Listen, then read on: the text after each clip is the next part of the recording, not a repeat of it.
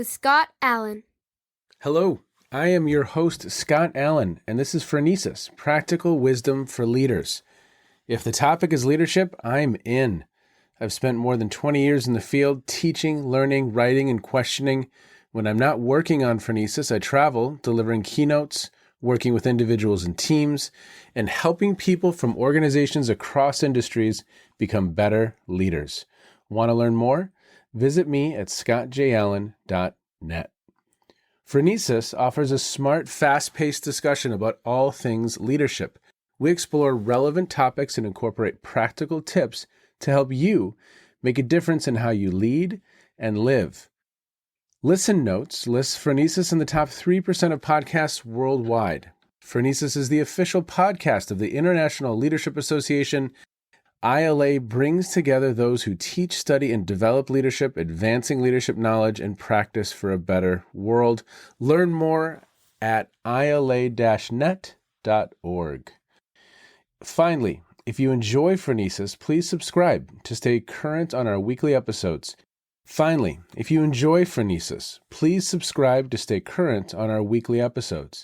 If you find an episode that resonates, please share it with your colleagues and friends. And if you want more content, subscribe to my newsletter, The Leader's Edge. The link is in the show notes. As always, thanks for listening. And now, here's today's show. Everybody, welcome to the Phronesis podcast. Thank you so much for being with us today. Today, our guests, we're continuing this series on adult development and leadership, that intersection. As always, I have my co-host, Jonathan Reams, with me. He had edited a book called Maturing Leadership. And John McGuire and Chuck Palus both have a paper in that edited volume. So John McGuire is principal of the McGuire Consulting Group, an honorary senior fellow at the Center for Creative Leadership, and co-founder of CCL's Organizational Leadership Transformation Practice, and an Action Inquiry Associate charter member. He specializes in vertical leadership culture as the core mechanism in his change leadership methodology for the transformation of executives, their teams, and organizations. As an action research practitioner, speaker, and author, John's innovation essentially reforms traditional change methods to be consciously driven towards senior leadership's culture, developing interdependent beliefs and practices. Embedded in leaders' strategic mindsets and implemented through organizational systems, structures, and processes, the MCG transformation methodology improves the performance of collective leadership and organizational operations simultaneously. Since 2006, his publications comprise the book Transforming Your Leadership Culture, professional journal articles from Integral Review and Leadership Quarterly to Forbes.com and HBR, multiple handbook chapters from Sage to Harvard Business School to CCL, op-ed columns in the Washington Post and other popular press, and an action research series of CCL vertical white papers. John has assisted organizations across market sectors in transformation toward interdependent leadership cultures and previously practiced vertical transformation through senior business management positions across industries.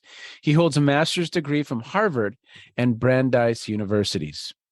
Our other guest, Chuck Palus, is a senior fellow at the Center for Creative Leadership, responsible for research, innovation, and product development. He is a co-founder of CCL Labs, a community-based innovation laboratory with products including Visual Explorer, Leadership Essentials, Transformations, and the Early Leadership Toolkit. He has researched, partnered, and published widely on the topic of interdependent leadership, leadership culture, and vertical development. Palus is a contributor to the CCL Handbook of Leadership Development and the CCL Handbook of Coaching. He holds a Ph.D. in social psychology from Boston College. Gentlemen, thank you so much for being with us today. We are so thankful to have you here. And Jonathan, I know that you want to jump in with some questions. I know that you're chomping at the bit. You have a list that you want to get to. But before we begin, Chuck and John, is there anything else people need to know about the two of you? Well, there's a lot that they should know about John and I. We've been friends for about 20 plus years, as well as colleagues. And we go on adventures together. We research together. We work with clients together. We write together. We have a good bond. Yes, we have a lot of interests in common. We both love the outdoors, and I think the thing that strikes me most is that we have both a kind of commitment in the world of art and a commitment in the world of science. And we're very interested in the integration of individuals and collectives and societies, and a kind of balance between those basic human qualities. So one of the things that I thought is interesting about you guys' work is that, to me, there's this bridge between CCL and the work they do, and there's been some podcast conversations around that, and Bill Torbert and the wonderful grand world that he has opened up for so many of us. And could you guys start by saying a little bit about how you guys are bridging those worlds or how they fit together? Yeah, I could comment on that. First of all, I want to say that CCL has just celebrated its 50-year anniversary in doing leadership development. And from the very get-go, they were doing transformative work, period, which I think is just amazing. And they didn't frame it back then as something called vertical. But, vertical has been in the air for a long time. Eric Erickson, for example, was one of the early entrants in all that. It's really part of the bloodline at CCL. And then we met Bill Torbert. I met him at graduate school at Boston College, so over 30 years ago. And I met Bob Keegan even sooner than that. So I've had my toe in this water for a long time. And when I came to CCL, I found out that, hey, when I'd go into people's offices, they'd shut the door and pull out Bob Keegan's work. And they'd say, hey, you met Bob Keegan? What's he like? And so there was this whole underground at CCL of vertical. And then I do remember John coming into the organization and saying something like, how come the organization's not onto this? And I said, hey, John, we're here. Let's do it. And around that same time, 20 years ago, we were in dialogue with Bill Torbert, as well as Jazan Cook-Greuter and a number of others. So it's always been there. And I'll tell you, and this gets into the topic of what we're talking about, the vertical stuff seemed hard to approach directly. And maybe that's one of the reasons it was sort of in the water, but not in the air, so to speak, is because people had misconceptions about it. It's a complicated topic. People overcomplicate it. And so we were sort of putting it aside. And so Bill Torbert really obviously helped us approach it head on. He gave us the kind of courage to be academic and intellectual and professional about our work. And so that's the genesis of it. I noticed you mentioned that people would close the door. So I get the feeling that it was a little bit underground and maybe not safe. So was there active resistance to the ideas, or was it just not considered credible? What was your take, John, when you came in? Well, I was so relieved to find Chuck, because I found a very certain resistance to anything that had to do with collectives. Although there was a gentleman who had preceded me who had done some work with teams, and it was acceptable at that level. But to move beyond the individual into the culture was not invited right at first. We had to sort of make room for that and make way for that. And I think it was Torbert's book in the 80s, Managing the Corporate Dream, in which he first suggested that there was both individual and collective possible in the world of research and development and action research, and in fact, that the substance of action inquiry itself was involved in that. And that changed my life when I read that book, because I had sort of grown up in that that integrated school out of Cambridge, Massachusetts, where all these people came together that were studying adult development and vertical work from the points of view of identity to cognition to morality, even to stages of faith. So culture was embedded in the idea for me from the beginning. So one of the things that I think is quite interesting in your chapter is that you have a focus on polarities. So why using polarities as a lens to deal with vertical? Yeah, so the polarity that got us started on all this is the polarity of individual and collective, or individual and relational is sometimes the language used. And when we got to CCL was very much an individual, heroic leadership kind of environment. It was perhaps the epitome in Western civilization of heroic leadership, right? Where you bring important individuals, generals from the military, corporate leaders. I mean, it was very heady stuff. And they were all mostly men at first, the elite leaders of their field. And the idea was that you really focus on each of those individuals and develop them as much as you can, off-site, away from their context even. then you put them back in their pond and see what happens. And of course, one thing that happened when they went back to their pond is the pond changed them back to whatever they used to be. Not in every case. There's a lot of transformational work that happened, but very much of an individual focus. It really was sort of Keegan in our heads, I think, at least it was for me. And we started writing about, actually, we wrote a paper some of you out there might have read called Making Common Sense, Leadership as Meaning-Making in a Community of Practice. Introduced the idea that meaning-making was a collective endeavor in which, sure, individual leaders participated, but the important thing, or equally important thing, was that there's a collective that's responding. And that idea later became our idea about leadership culture. And, that was really the thing that was pushed back against the hardest, because the cultural paradigm of the heroic leader was so embedded that people just didn't want to hear the other side of it. And we realized that there was the tension in this. Well, for one thing, because we got smacked over the head with it. People said, collective, community. So you don't think individuals are important, do you? And we're like, oh, wait, no, that's not the case at all. Like, excuse us. But to be fair, we had kind of punched so hard in the other direction that people did get the actually real impression that we were disparaging the individual leader somewhat. And I think we had to make a course correction. And it was a kind of maturing, honestly, on our part to say, yeah, it is both. And we just have to be adept at the both and part of that. And I think we did become adept at both individual and collective. And we saw it as a kind of a tension. It wasn't just, you had both and that was it. It was a kind of a tension. And then we started looking around and there was lots of other tensions in the field. So we explored those. And that was really the genesis of the chapter, actually, is that we said, hey, we got one polarity right. Let's unpack the others and see what happens. And I think it was good. So when we talk about polarities, are we going straight to the work of Barry Johnson here, or is there some other foundational source that you all would draw from for listeners? I would just say it's not important that it's Barry Johnson's work. We know Barry. I actually had the pleasure of teaching vertical development to Barry Johnson with some colleagues. So that was incredible fun.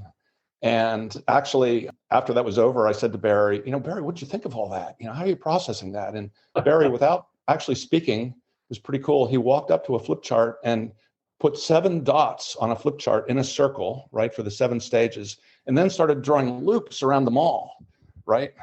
I wish I would have saved that flip chart. A fine artifact from our field. But of course, what he was saying is that the stages are a multarity in his later language. The stages themselves are part of a multarity, and that they're all sort of functioning in tension with one another. But in the paper, we actually draw on some of the thinking of, Chinese philosophy, the yin-yang kind of complementary dualities idea. So in a sense, it doesn't matter. It's really this underlying yin-yang idea of balance, of things that seem very different, but they're in fact a unity. And that's what we want to emphasize. So Chuck, I would just say in terms of the question about, polarities, it was our observation for a very long time that organizations that are interested in transformation are begging for some kind of experience and capability that's post-conventional, to be able to go beyond either or thinking, to move into some kind of critical thinking, to move into both and thinking. Almost always in our experience was required because the strategies themselves that they had constructed were basically post-conventional and interdependent, and required that kind of leadership capability. So therefore, this interest in polarities was a requirement at the basic level for individuals and in their collective to move beyond their own limits and restrictions. I think you said something quite interesting there, John. I can imagine many organizations draw up or conceive of strategy in a more post-conventional way. But when they turn around to act, they somehow that falls out the window or falls off the scaffolding. And you talked in the chapter about an imbalance in how vertical leadership development is expressed and experienced. And I wonder if this is touched on. They express the strategy in a way that's very empowering and post-conventional, but the experience of what people know how to do with it seems to lack something. So is this the tension that you're speaking to? Yes, I believe it absolutely is. In our vertical leadership culture practice, around the focus of individual and collective. It was, in fact, that the breakthrough was to help people understand their levels of readiness. And one of the reasons that we accelerated the success factors from only 1 out of 4 organizations actually achieve any significant change that they set out. And we significantly improved that simply by helping executive teams understand, no, you're not ready for that strategy. You're going to fail. Don't give another consulting company 25 million. And so we actually helped them come to a divide in which they understood, oh, we're not ready. We need to go get ready, or we are ready. We're going to advance now into using this methodology. And John, what were some indicators that a company wasn't ready or that the team wasn't ready? Well, Chuck, I would like for you to talk a little bit about, our tools and our practices in the way that we did that, because our tools were all designed around kind of qualitative data that was generated by the clients themselves. Rather than being consultants coming in and measuring them and telling them what was wrong, we experientially helped them understand and come to the realization of, oh, this is conventional, conformance thinking, and this is post-conventional sort of interdependent thinking and acting and influencing. You guys talk in the book about scaffolding or spotlighting vertical development. And so what I think you're talking about, John, is that you built a lot of scaffolding so people could experience something without having to get geeky about the theory. So, Chuck, do you want to describe some of those tools for that? Yeah, that's a good point, Jonathan. When we'd go into a room and work with the senior team, we would never, or rarely, I suppose, talk about vertical development except in a sort of offhanded way. Because, again, it scares people. It's too intellectual. It's too academic. It's a little too unbalanced, right? And so what we did is we built some friendly, inviting tools to get dialogue going with teams. Then that is a part of action inquiry, what Bill Torbert has really nicely defined it as action inquiry, which is, by the way, why we really love working with Bill, because he's one of the people in the field that really have stressed this idea of action inquiry, which is being mindful in the moment to possibilities and then acting on them and reflecting on them. And that was the spirit we brought to senior teams. Previous to that, CCL really and this is what actually happened, that CCL teams would go in and teach people. They'd stand up in front of the room, much like they would in a classroom, and treat it like a classroom. And, hey, they're getting paid as the experts, and they'd spend, half the day on the podium saying, this is the result of your tests, and this is what you should do, and this is how you are. This is how you are compared to other organizations. Any questions? Goodbye. And that's what we understand as an expert action logic. And so we were trying to nudge the teams toward action inquiry through, say, a tool like we fondly called it the snowman, and surprisingly never got any resistance on a gender basis, but I think that would be different these days. But somebody called it a snowman. It's just a sort of a loose Venn diagram with 3 circles stacked, hence the snowman. And the bottom circle was dependent, the middle one was independent, and the top one was interdependent. And those words, the language was fortuitous, as language often can be. And people kind of immediately grasped that. That's a pretty powerful meme, and would explain a bit about what those cultures looked like, and then would invite people up to a flip chart to put a line across the snowman over, well, where do you think you are now? And people would do that. And okay, where do you need to be to achieve the strategy that you've told us about? And that invariably put it up towards the interdependent level. And in a way, it was kind of a trick, because it's hard for people sort of not to put the lines in those places, I believe. But I think that's just because it's so damn obvious that people were being in a dependent and independent kind of frame. And it was a relief for them to hear that, oh yeah, there's a name for that. And there's a way out. And actually it's a way up. If you're unpacking the vertical language, I'd like to say the vertical just refers to growing up. And so it's inviting people in the room to grow up a bit. And I think that's kind of the secret sauce that CCL's always had and hadn't been able to articulate it, but it's hooking people's individual developmental needs into the collective developmental needs. And as we would work with people and introduce them to sort of individual epiphanies and collective epiphanies, the magic really would happen when those two would link up. And people would say, hey, I'm not just here to make my company richer. I'm here because I can grow up a little bit. I could become a more effective, complex thinker.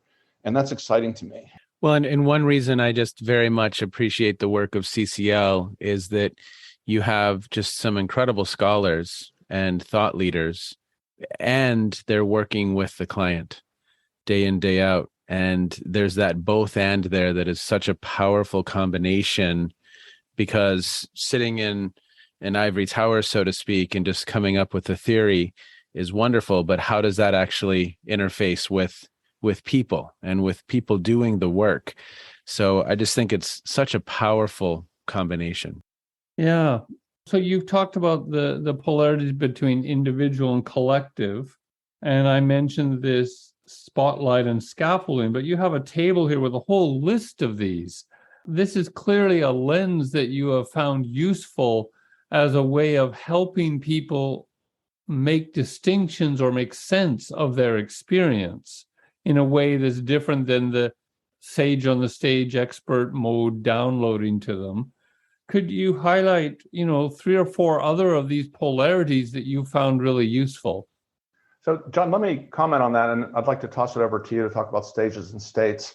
But I want to make it clear that in the chapter, we perceive the main audience really as practitioners in the field or theorists in the field, because it was our own colleagues that seemed to be balancing the dualities and emphasizing one end of them as compared to the other. And then that translated into the classroom. So the most common way was that our faculty, brilliant people, well-meaning, doing their work, absolutely, but they would fall back into this kind of sage on the stage point of view and become experts in vertical. Yep. And it became very academic, very quantitative, very distorted. There's 7 stages, and it's the famous kind of stairway to heaven kind of metaphor. And people are crushed, if they perceive somehow they're lower on the stairway than other people. And that is such a sad thing in this context of human growth. And that really bothered us. So really, we were speaking to our colleagues in the field, which, at one end of the spectrum, because of our way of thinking, our colleagues in the field are also the participants, right? Everybody's in the same boat. And our aspiration is actually what we sometimes call democratizing this work. Hey, I spend a few hours showing you what I know and what we can do. I introduce you to the tools, and hey, the tools are designed to be pretty straightforward, and you too can do this in your own environment. So even the boundary between colleagues and participants got blurred. John, I think you could describe 1 or 2 of the other polarities. Yeah, that's very important, Chuck. So one of the polarities that was so important to us was this idea of stages and states. Most of the individual work that's done is really focused on stages. And in some ways, Wilbur is one of the few people who like to talk about states as well.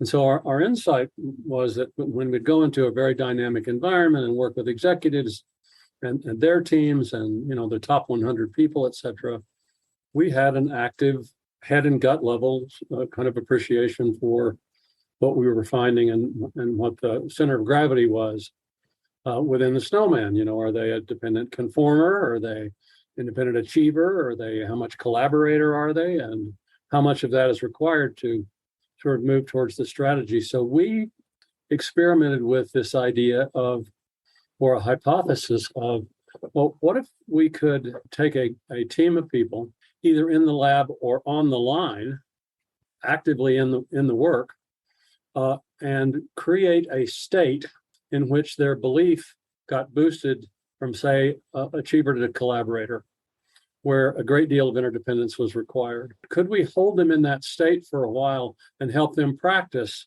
a different kind of belief and practices associated with that, and then let it go and then come back and do it again? Could we practice this idea of elevating states in such a way that would help them with what we called headroom? Could we help them get bigger minds collectively? Could they practice that and come to an actual experience in which, as if they were all behaving in a different stage together, and could that stick? Would that work over time? Yeah, I have this image when you describe that also of the polarities work. And I can imagine that if you see they're trying to move between stages, that this can be states they experience in transition. And you could use the polarities to help them understand how they're vacillating between or inhabiting both of those spaces. Is that a little how it worked? Absolutely. Yes, that's exactly how it worked. We were hypothesizing and attempting to do developmental work in the individual and in the collective simultaneously over time. So you need to understand that we worked with these teams and these organizations for 2, 3, 4, 5 years. We found that it worked. And back to the previous idea of readiness, those that weren't ready, it was clear that you've got a collaborative strategy and absolutely conformer culture. Yeah. You're probably not going to get there. But if you have enough of a mix that's close enough, we think we can work with this. And what we found was that there's a great willingness to fake it till you make it for a lot of people who don't quite understand what's happening, but are willing to go along. And we saw development within the collective over and over and over again. So I'm going to go back to kind of a definitional question. So when we're talking individual and collective, is it almost as if we're simultaneously engaging in leader and leadership development as Day would define it? We're doing a both and there? Yes, for sure. Absolutely. Absolutely, yes. And David Day spent his sabbatical at CCL when we were working on those distinctions. And so he helped us define that. And it's interesting if you look at the evolution of I think there were 3 editions of the CCL handbook for leadership development. If you look in the introductions to those, you can trace the development of the idea of leadership, and with leadership increasingly being this sort of superordinate idea that, leadership is a process of meaning making, et cetera, whereas a leader is a participant in that process. Another one of the tools that you guys talk about and that I've had practice with is the cards, the transformation card decks. And for listeners, he has the cards in his hands right now. He's holding them up. He's a card carrying member of this conversation right now.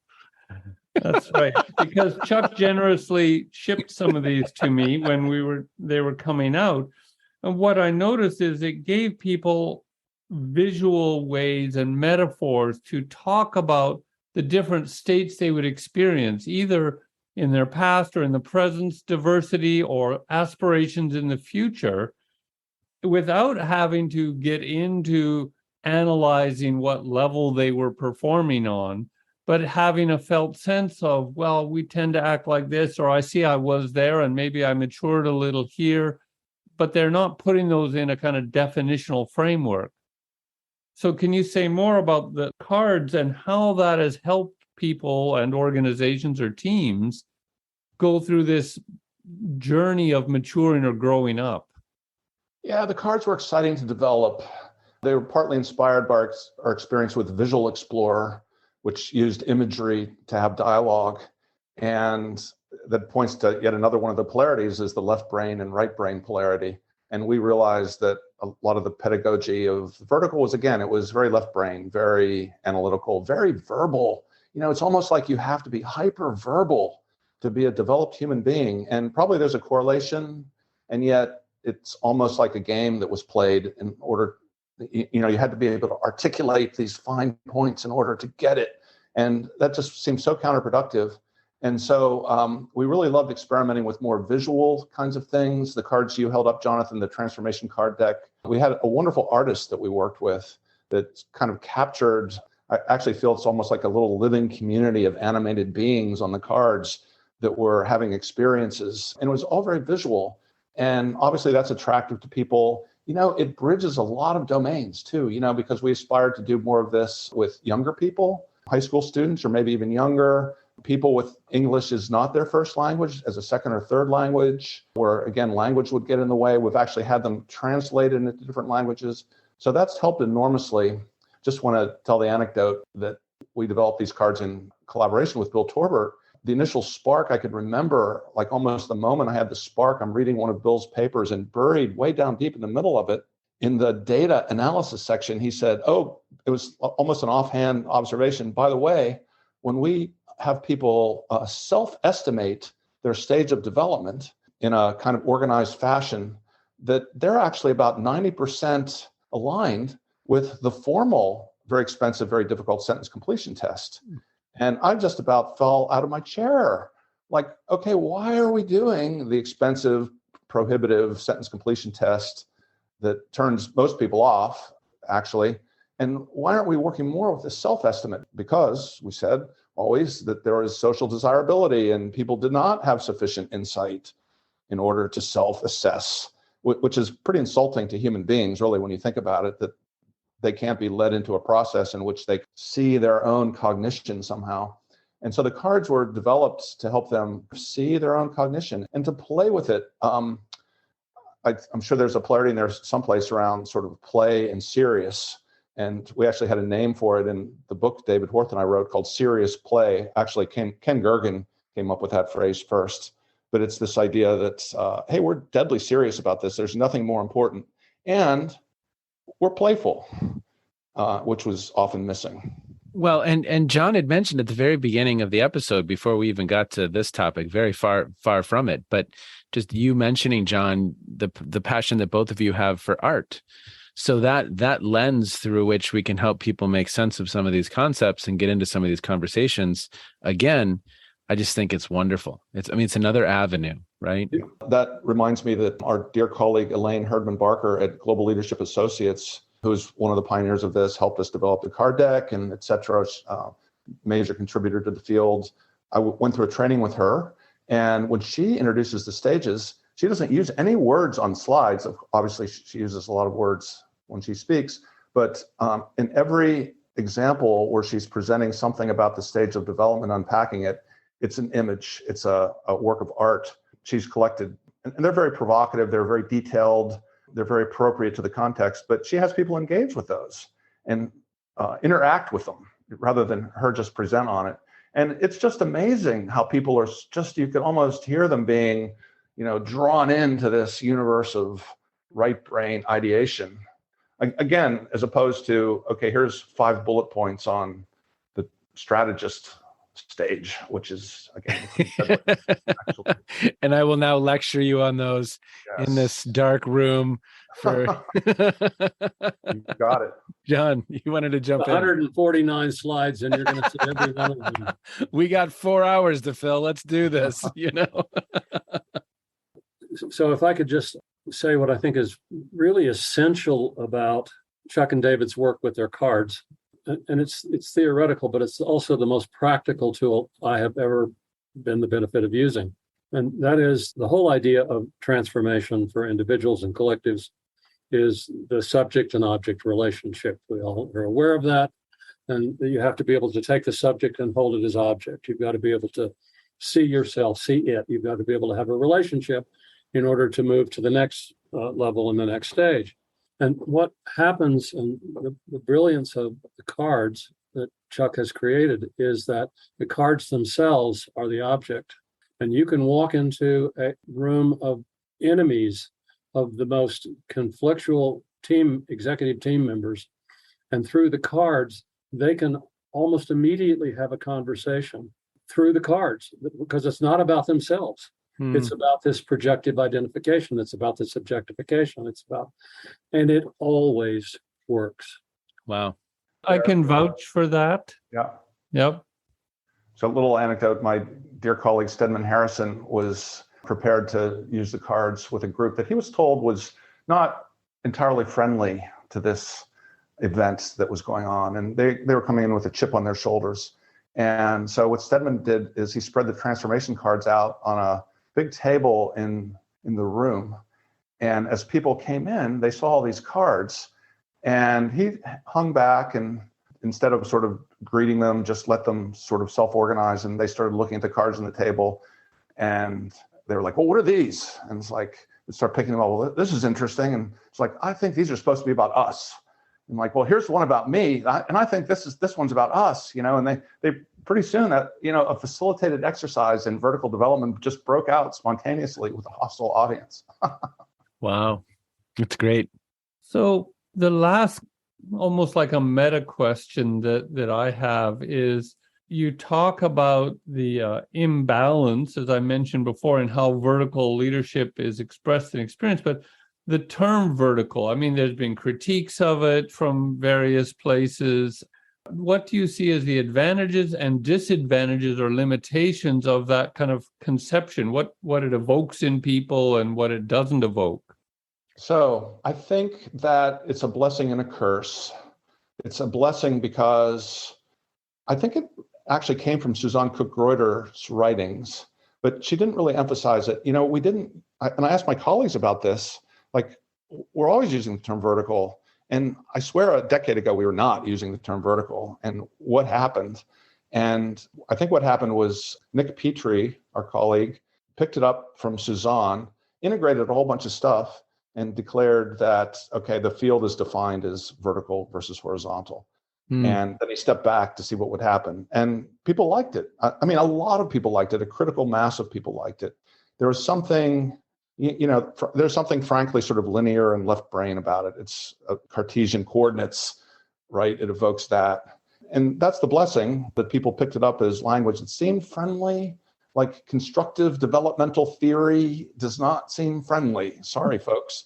Whereas vertical versus horizontal, it appeals to executives somehow because they sense vertical. Hey, that's probably going to be about me rising up. And actually, it's not completely wrong either. So that's the blessing. The curse is that, it is Cartesian, and it does imply a sharp contrast.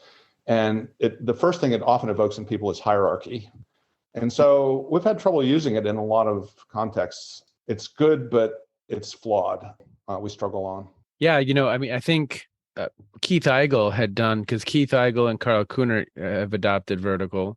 And Keith will say, look, a group of executives in a room gets it fairly quickly. And to your point, Chuck, if I start talking about CDT, constructive developmental theory, we're losing them quickly. And I was listening to a podcast between Bob Keegan and Keith Eigel. And Keegan said, well, for me, it sounds like shrimp scampi, vertical development, right? He just felt like it was redundant in a way. And so it's an interesting, now the only thing I've ever seen Keegan write, and it was in a book, I believe, by Mesereau, a chapter in a book by Mesereau. And he said that, he called it transformational development or transformational learning and informational learning, were kind of how the terminologies he was using to distinguish. I brought it up because I wrestle with this a lot too, because I agree that the simplicity of it is accessible, and at the same time it's reductionistic. And the reality is so much more dynamic and messy and interdependent, but that is more systemic understanding, which we know is not so common. And so, we deal with what we can. I've been using the term vertical for decades, never seemed that important. And as Chuck mentioned, since he and I were working together, we used the term, it never stuck, people didn't use it. I believe what we're experiencing here is the phenomenon of invention, in which there's always a web of people beyond the individual that sort of takes credit for it. And I see it as nothing more than a stair step, and it's not the right one yet. It's better than CDT, but it's good enough for now.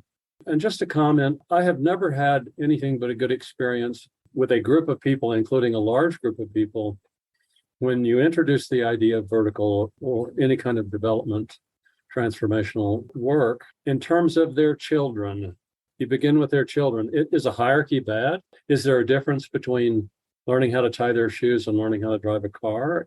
Aren't these sort of natural? And secondly, do you believe that your learning and growth and development and transformation is over now that you're 33 or 56? No one believes that. So there's great receptivity to it depending on how it's framed. Well, and I just love the intentionality behind, look, we know that there's limitations. We're experimenting, we're exploring, we're learning, and we're using it out in the field, which I think is so incredibly important to see how it really works when working with practitioners, because that's ultimately what we're trying to do, is help help them be more successful in these very challenging, gnarly roles that leaders and teams find themselves in. Yeah, I found the same thing, that it's, if you can help people name their experience in a way that's meaningful for them, then they don't care what kind of model it's associated with. It's helpful for them. I feel the same way about the term leadership, you all. Hmm. I don't think it's the right term. Hmm. It doesn't capture words like teaming are going through my mind, but there's that book by, I think it's Hurwitz, leadership is half the conversation or something to that effect. And it's a book about followership. But I don't know. I feel like in some ways our language limits us. If I could just share a reflection. I moved into corporate America in the 80s and 90s and spent a couple of decades there before I moved into this field. And I recall very clearly how the struggle in those years was to come to language like human system versus technical system, and how there was huge pushback about even the idea of language of human system. And is that the right language? And what do you call this? Because in those years, quite frankly, everything was about technical system. Everything was a technical problem. And just introducing that level of balance into the equation of our work and challenges. So I'm appreciating this part of the conversation very much, and anything to advance the cause, because the world needs horizontal and vertical, whatever the right word is. Transformation, development. Transformation. Chuck. So the word transformation is interesting. So I remember a before and after, John, in which the word transformation was not acceptable at CCL. Yes. When we were developing our connected leadership practice and we talked about transforming organizations, the pushback we got was, no, our clients don't want to transform. That's too threatening. They want to improve. They want to change. They want to grow. Transformation, they will not let us in the door if we talk about transformation. You cannot use that. And then it was obviously just a few short years until, like, everybody wanted transformation. It was probably the Great Recession, I think, precipitated a lot. And I'll just add to that by saying this is all fascinating. I think there's a much larger phenomenon here of, let's call it the evolution of human consciousness. Pretty heady idea. But I do think that if you sit way back, maybe you need to be on the moon to see this, but there are overall trends in the human race and how we think about things. And ideas get added into the mix, and then they become acceptable. So I think transformation is one of those words. I don't think when I was growing up, I was in Boy Scouts and they didn't talk about leadership. I was at CCL and they didn't talk about transformation. Even though the words get misused, there's just something in the air that says, there's something called leadership I can aspire to. There's something called transformation that's possible. And I think that's growth in human consciousness at some level. The language evolves, the ideas evolve, and maybe there's some hope in that. To just take that one step further, once people did begin to accept the idea of transformation, we were very specific and deliberate about defining organizational transformation, specifically around the snowman. And we meant when an organization, or at least a significant part of the organization or its executive team, is able to demonstrate that it has moved from one stage to the next in terms of strategic implementation and in terms of their actual performance, that's transformation. So we were able to give it a sort of definitional space in a way that I think relieved a lot of people who are insistent on measurement. And I think that's a good way to kind of sum up at least my intentions. And I struggled with, what to title the book. And the notion of maturing became a safe kind of bridge rather than calling it constructive developmental. I'm getting the thumbs up from John here, so that's good. Chuck. I'll give you a thumbs up as well, Jonathan. But I think what we've been just discussing now is the same for me. When I started out, it was about consciousness development was my entrance, and finding people talking about that in different ways, making distinctions, being able to map things out. But at least my experience over 25 years of that now, has been that we get more mature about our own ideas. We're in love with the first ideas we encounter because they help us so much, and we spread the gospel. And little by little, we realize not everybody's seeing the light the way we're seeing it. And so we get a little more mature in relation to how we convey this. And I think constructive developmental theory, adult development, whatever, vertical, whatever we want to call it, is going through that process of maturation as a field of practitioners, of theoreticians. So the way you describe the journey at CCL in the way words were or weren't used is a really good example of that, I think. Yes, it was the great man, quote unquote, right? In the beginning, Chuck, I think you mentioned that. It was all about the leader. And as you mentioned, it was men in the room. And I think, Jonathan, to your point, this conversation has been an interesting little fast forward also to see where the thinking is today. What, 40 years later, 50 years later as an organization? But Chuck, how many years had you been involved? And John, how many years had you been involved? 30 years for me. Okay. Almost 25. But I think, Jonathan, it's that awareness that maybe we haven't landed there yet, and we understand the strengths and the limitations of the language we are using, and we're searching, we're learning, we're growing ourselves. And I forget, John or Chuck, who said it, but that consciousness is being elevated. It's a process. Is that accurate? Did I describe that accurately? I think so. It was Chuck who said it. And I also believe that's why we're in the game. Yes. That's the game. And it's worthwhile. Yes. Yes. The world needs it. We're just nodes on the map. Well, and I think to that sentiment, this is the whole idea of leadership as well. There's something inherent in the at least felt sense of what leadership in action looks like that has something to do with maturing, being able to handle situations in better ways. Maturing is the perfect title, and maybe the next moniker. Well, gentlemen, as we close down these conversations, we always ask what our guests, what's caught their eye in recent times. It could have something to do with what we've just discussed. It could have nothing to do with what we've just discussed. It's something you've been streaming, listening to, reading, something it could be a work of art, but something that's caught your attention in recent times. Okay, what caught my attention, I'm reading a book that I'm surprised that it really caught my attention, and I'm so into it. Bernoulli's Fallacy. Okay, and it's about how the statistics we use in science is based on a fallacy.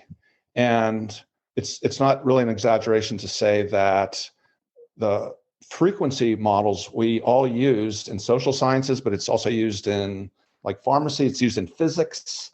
They're based on a fundamental misunderstanding of probability, and that there's another whole line of thinking that is called, well, it's more of a probability understanding. It's actually based in what's called Bayes' theorem, getting a little technical.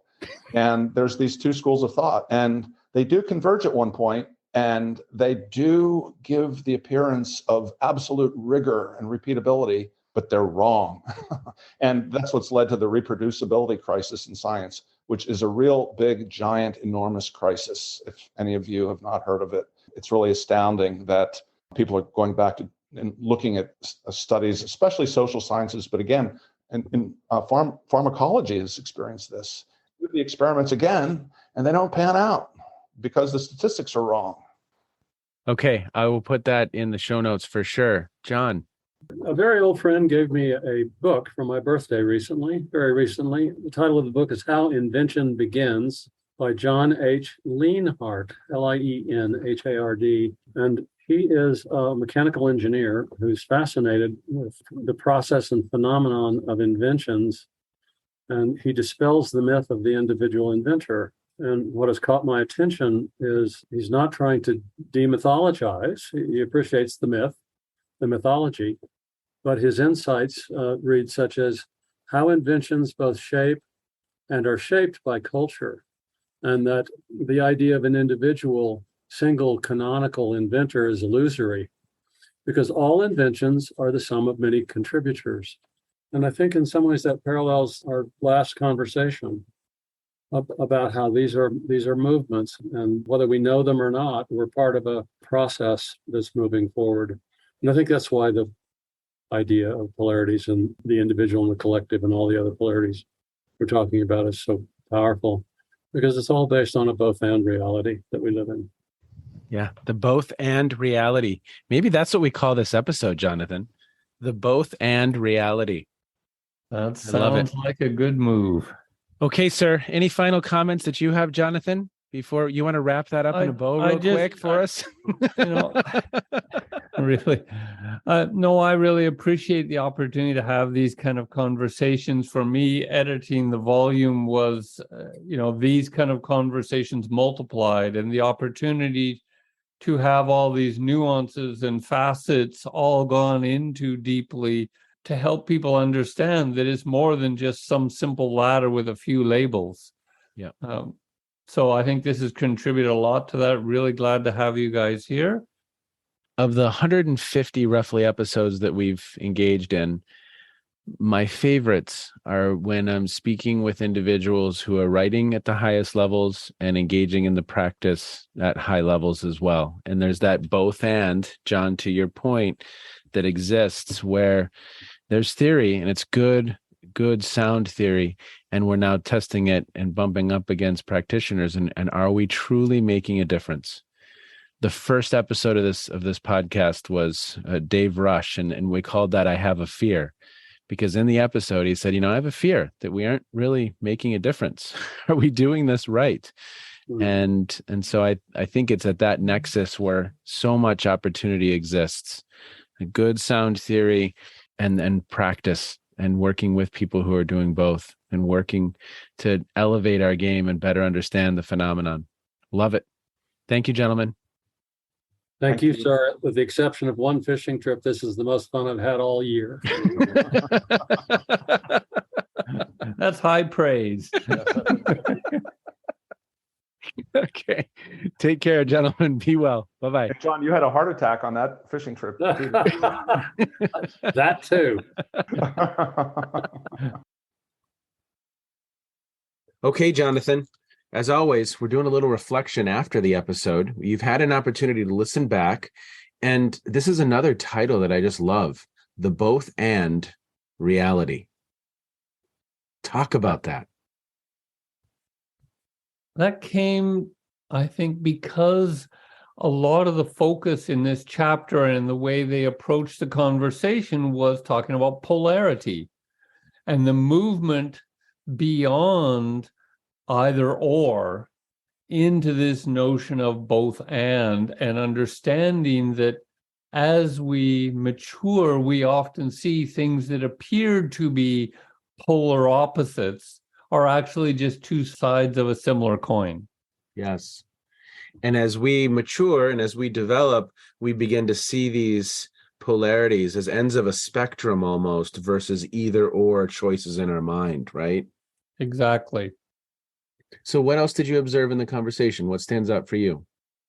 There were a number of things. It was such a rich conversation. The hearing some of the inside story about how their journey in the Center for Creative Leadership to try and bring these ideas in, notions of moving from the hero leader to transformational and getting pushback and resistance on this, let alone notions of development. Just hearing that this struggle goes on in almost any context, and even places we may think of as very progressive didn't always start out that way. I think it was important the way Chuck and John talked about the imbalance among practitioners on how they're using terms like vertical. That it's really a mixed blessing. It's user-friendly, but it's too linear, and it evokes notions of hierarchy. Yeah. Polarity as a lens for understanding cultural development. I think this was so fascinating to be able to, in that both and ways, just step back and understand how does culture evolve and develop, because that's been a lot of their focus in this chapter, is not just individual, but how do organizations and organizational cultures evolve.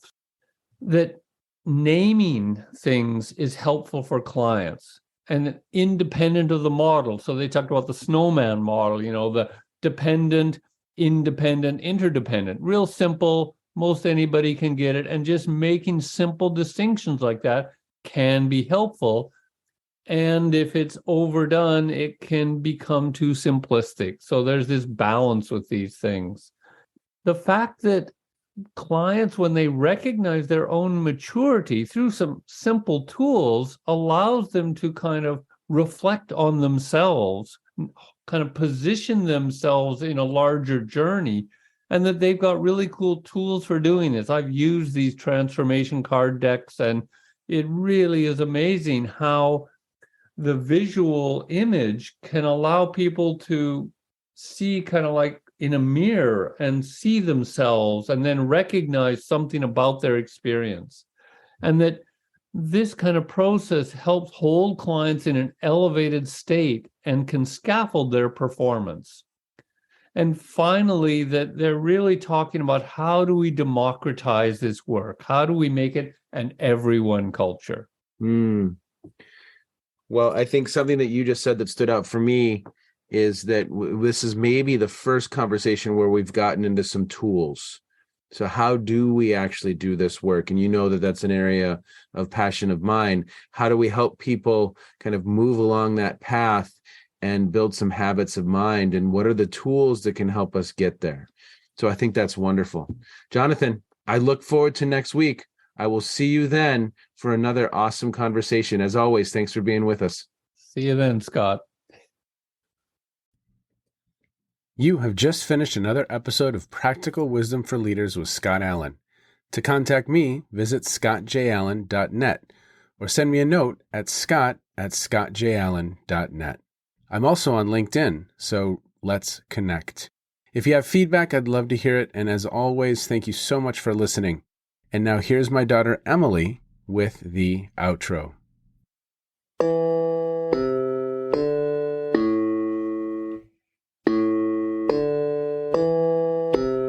You've been listening to Phronesis, Practical Wisdom with Scott Allen.